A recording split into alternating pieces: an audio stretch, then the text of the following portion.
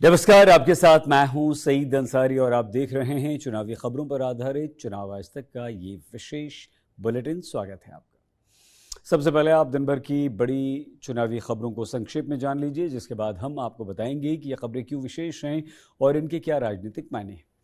शुक्रवार को प्रधानमंत्री नरेंद्र मोदी समेत बीजेपी के कई दिग्गजों ने चुनावी रैली की। वहीं कांग्रेस के कई कद्दावर नेता चुनावी मैदान में उतरे। चुनाव प्रचार के दौरान हनुमान जी का नाम लेने पर कांग्रेस ने चुनाव आयोग में पीएम नरेंद्र मोदी के विरुद्ध शिकायत की। कर्नाटक में बजरंग दल को लेकर चल रहे हंगामे पर एआईएमआईएम अध्यक्ष असदुद्दीन ओवैसी ने कांग्रेस और बीजेपी दोनों पर निशाना साधा। ओवैसी ने क्या कहा, यह हम आपको विस्तार से बताएंगे। एनसीपी की कोर कमेटी ने शरद पवार का इस्तीफा नामंजूर कर दिया, यानी वो अभी एनसीपी के अध्यक्ष बने रहेंगे। और उत्तर प्रदेश में सीएम योगी आदित्यनाथ ने निकाय चुनाव में जीत के लिए कई रैलियां की और विपक्ष पर करारा हमला बोला। तो आइए अब थोड़ा विस्तार से कुछ बड़ी खबरों को हम समझ लेते हैं। सबसे पहले बात करते हैं कर्नाटक चुनाव की। राज्य में 10 मई को होने वाले चुनाव के प्रचार के लिए सभी राजनीतिक पार्टियों ने अपनी पूरी शक्ति झोंक दी। शुक्रवार को बीजेपी के राष्ट्रीय अध्यक्ष नड्डा ने कई जगह रैलियां की। चुनाव प्रचार के अंतिम दौर में कर्नाटक के सीएम बसवराज बोम्मई, पार्टी के कद्दावर नेता बीएस येदियुरप्पा मैदान में उतरे और कई जगहों पर धुआंधार प्रचार किया। प्रधानमंत्री नरेंद्र मोदी ने भी बेल्लारी और टुमकुर में चुनावी रैली की। इस दौरान पीएम मोदी ने कांग्रेस पर करारा हमला बोला। पीएम बोले, चुनाव में हार के डर से कांग्रेस के पैर कांप रहे हैं। कांग्रेस को अब पीएम के बजरंग दल का नाम लेने से भी आपत्ति हो रही है।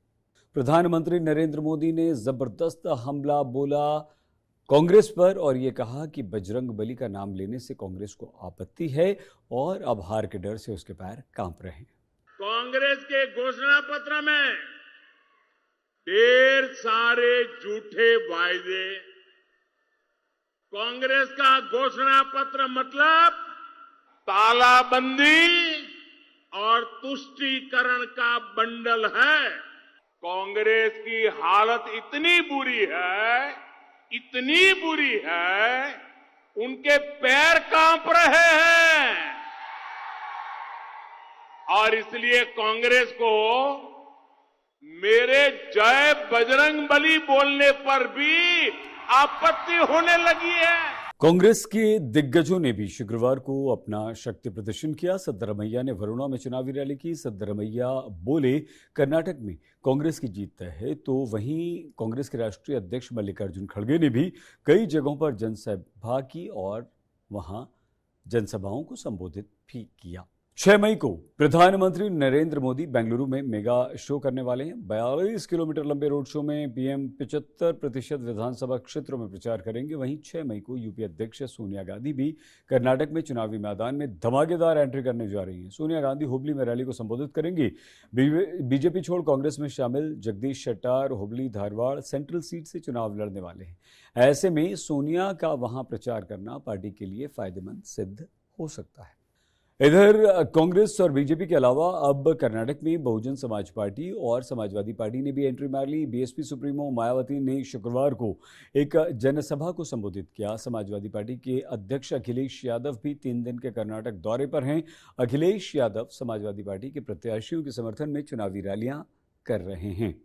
अब बात कर्नाटक चुनाव से जुड़ी दूसरी खबर की। कर्नाटक कांग्रेस के घोषणा पत्र में बजरंग दल को बैन करने का मुद्दा लगातार तूल पकड़ रहा है। बीजेपी पूरे राज्य में हनुमान चालीसा का पाठ कर रही है। पीएम मोदी ने कांग्रेस की इस घोषणा पर करारा हमला बोला। बीजेपी ने बजरंग दल के विवाद को बजरंग बली से जोड़कर कांग्रेस को बैकफुट पर ला दिया, जिसके लिए अब कांग्रेस ने चुनाव आयोग का दरवाजा खटखटाया। चुनाव प्रचार के दौरान हनुमान जी का नाम लेने पर कांग्रेस ने चुनाव आयोग में पीएम नरेंद्र मोदी के विरुद्ध शिकायत की। कांग्रेस ने चुनाव आयोग से अपील की कि चुनाव प्रचार के दौरान पीएम मोदी को भगवान का नाम लेने से रोका जाए। कांग्रेस की शिकायत है कि पीएम मोदी कांग्रेस को एंटी हिंदू सिद्ध करना चाहते हैं और बजरंग बली का नाम लेकर लोगों को कांग्रेस को वोट नहीं करने के लिए उकसा रहे हैं। कांग्रेस के अध्यक्ष मल्लिकार्जुन खड़गे ने डैमेज कंट्रोल करते हुए कहा कि उनकी सरकार आने पर वो राज्य भर में हनुमान जी के मंदिरों का निर्माण और विकास करेंगे। सिर्फ इतना ही नहीं, कांग्रेस कार्यकर्ता हनुमान मंदिरों में जाकर हनुमान चालीसा का पाठ भी कर रहे हैं। मतलब साफ है, दोनों पार्टियां बजरंग बली को चुनावी मुद्दा बनाकर अधिक से अधिक वोट बटोरना चाहती हैं। तो कांग्रेस कर्नाटक में और बीजेपी भी कर्नाटक में बजरंग बली के नाम को बना रही है। तो कर्नाटक में बजरंग दल को लेकर चल रहे हंगामे पर एआईएमआईएम अध्यक्ष ओवैसी ने कांग्रेस और बीजेपी दोनों पर निशाना साधा। ओवैसी पीएम मोदी और डीके शिव कुमार पर कर्नाटक चुनाव में बहुसंख्यक धर्म के आधार पर वोट मांगने का आरोप लगा रहे हैं। ओवैसी ने कहा, देश के पीएम ने यह कहा कि वोट डालते समय बजरंगबली का नारा लगाना ये कौन सा सेक्युलरिज्म है। कांग्रेस के कर्नाटक के प्रदेश अध्यक्ष ने कहा कि कांग्रेस सत्ता में आएगी तो वो और हनुमान मंदिर बनाएंगे। अगर मैं यहाँ कहूँ कि 10 तारीख को वोट डालते समय अल्लाह अकबर का नारा लगाकर बटन दबाओ तब तो हंगामा हो जाएगा। अगर मैं आज खड़े होकर तकरीर में बोला, पूरे कर्नाटका के गरीबों और मजलूमों, तुम 10 तारीख को वोट डालने जाएंगे तो पहले अल्लाह अकबर का नारा लगा के बटन दबाओ, तो भी पूरे मीडिया वाले बोलेंगे ओ ओवैसी उधर लेके चले गया। तुम्हारे पप्पा बोले तो कुछ नहीं बोलेंगे। केंद्रीय मंत्री शोभा करंदलाजे ने ओवैसी पर पलटवार करते हुए कहा कि उनका कर्नाटक से कोई लेना देना ही नहीं है, वो सिर्फ हिंदू मुसलमानों के बीच झगड़ा करवाना चाहते हैं। सुनिए। असदुद्दीन ओवैसी हिंदू मुसलमान समाज में आग फैलाने वाले हैं। ही ऑलवेज फायरिंग एंड इसका बात में बहुत ज्यादा हम गंभीर से नहीं लेना, क्योंकि ऐसे बाई मिलके ऐसे करते हैं। कर्नाटक एक शांति का राज्य है। कर्नाटक में हम सब एक है। कांग्रेस ने ये विषय को लेके आया, आंजनेय को लेके आया, बजरंग दल को लेके आया, इसके खिलाफ तो हम लड़ना ही है। बट ओवैसी का क्या चल रहा है कर्नाटक में, इसका कुछ नहीं है। और आइए अब बात करते हैं महाराष्ट्र की, जहां राजनीतिक उथल पुथल मची हुई है। एनसीपी का नया अध्यक्ष चुनने के लिए शुक्रवार को मुंबई में 16 सदस्यीय कोर कमेटी की मीटिंग हुई। इसमें सुप्रिया सुले, अजित पवार, प्रफुल्ल पटेल समेत कई वरिष्ठ नेता शामिल हुए। एनसीपी की कोर कमेटी ने शरद पवार का इस्तीफा नामंजूर कर दिया। पार्टी की महत्वपूर्ण बैठक के दौरान उनके समर्थकों ने जमकर नारेबाजी की।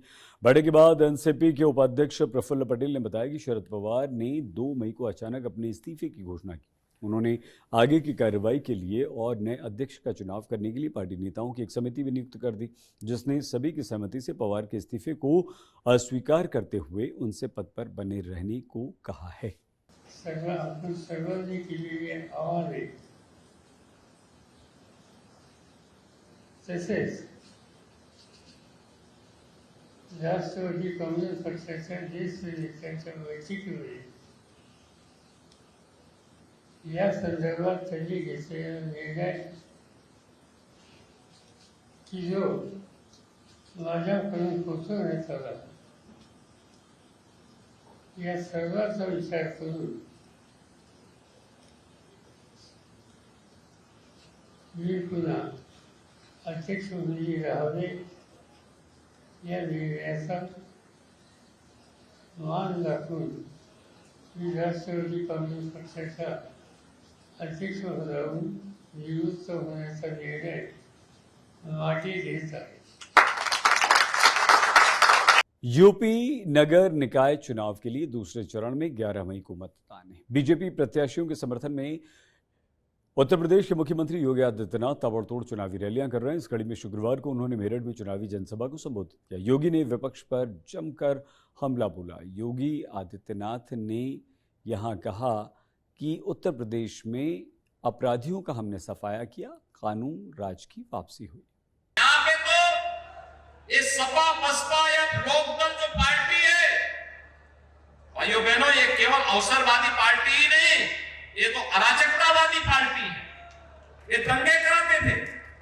आपने 6 वर्ष में दंगा नाम की कोई चीज सुनी है क्या प्रदेश में? आज तो प्रदेश में दंगे नहीं होते हैं, आज कर्फ्यू नहीं लगता है, आज तो कावड़ यात्रा निकलती है। शानदार तरीके से कावड़ यात्रा प्रदेश में निकलती है। शिरोमणि अकाली दल के वरिष्ठ नेता और पंजाब विधानसभा के पूर्व अध्यक्ष चरणजीत सिंह अटवाल ने शुक्रवार को बीजेपी ज्वाइन कर ली। दिल्ली में बीजेपी के अध्यक्ष नड्डा की मौजूदगी में अटवाल बीजेपी में शामिल हुआ। अटवाल के बीजेपी में शामिल होने से अकाली दल को बड़ा झटका लगा। जालंधर लोकसभा के उपचुनाव से पहले पंजाब की राजनीति में बड़े फेरबदल देखने को मिल रहे हैं। चुनावी खबरों पर हमारी इस विशेष पेशकश में आज के लिए बस इतना ही। आप प्लीज़ अपना बहुत ख्याल रखिएगा और चुनावी खबरों से जुड़े हर अपडेट के लिए आप जुड़े रहिए चुनाव आज तक के साथ और हमारे चैनल को सब्सक्राइब करना बिल्कुल मत भूलिएगा। नमस्कार।